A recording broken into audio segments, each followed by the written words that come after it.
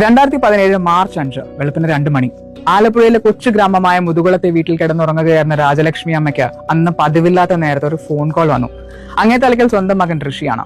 അമ്മേ, ഞാനൊരു military operation ഇടയിലാണ്. ഇവിടെ സിറ്റുവേഷൻ കുറച്ച് ക്രിട്ടിക്കലാണ്. അപ്പൊ ശരി. ഒരു പക്ഷേ ഇനി ഒരു ഫോൺ ചെയ്യാൻ ഞാൻ ഉണ്ടായി എന്ന് വരില്ല എന്നതാണ് ആ പറഞ്ഞതിന്റെ അർത്ഥം എന്ന് അമ്മയ്ക്ക് മനസ്സിലായി. പകച്ചുപോയ അമ്മയുടെ കയ്യിൽ നിന്ന് ഫോൺ അറിയാതെ താഴെ വീണു. സ്വന്തം രാജ്യത്തിന്റെ രക്ഷയ്ക്ക് വേണ്ടി തന്റെ മകൻ ഏതോ ഭീകരരുമായിട്ട് ഏറ്റുമുട്ടാൻ പോവുകയാണ് എന്ന് മനസ്സിലാക്കിയ അമ്മ അവിടെ ഇരുന്ന് ലളിത സഹസ്രനാമം ചൊല്ലാൻ ആരംഭിച്ചു. സ്ഥലം കാശ്മീരിലെ പുൽവാമ. ഹിസ്ബുൾ മുജാഹിദീനിലെയും പാകിസ്ഥാനി ടെററിസ്റ്റ് ലിസ്റ്റിലെയും ഏറ്റവും അപകടകാരികൾ എന്ന് മുദ്രകുത്തപ്പെട്ട A++ കാറ്റഗറിയിൽപ്പെട്ട തീവ്രവാദികൾ. ഇന്ത്യൻ ആർമിയുടെ കരുത്തുറ്റ വലയിൽപ്പെടാതെ ഏറ്റവും അധികം കാലം പിടിച്ചു നിന്നവർ. ആ രണ്ടുപേരെ തളയ്ക്കാൻ ഏറ്റവും ചങ്കുറപ്പുള്ള ഒരു ആർമി ഓഫീസർ തന്നെ വേണമായിരുന്നു. അങ്ങനെ ആ ദൗത്യം നേരെ മലയാളി ഓഫീസർ മേജർ ഋഷിയുടെ കൈകളിലെത്തി. വിവരം കിട്ടി മിനിറ്റുകൾക്കുള്ളിൽ തന്റെ ക്വിക്ക് റെസ്പോൺസ് ടീമിനോടൊപ്പം ഒളിത്താവളത്തിലെത്തിയ മേജർ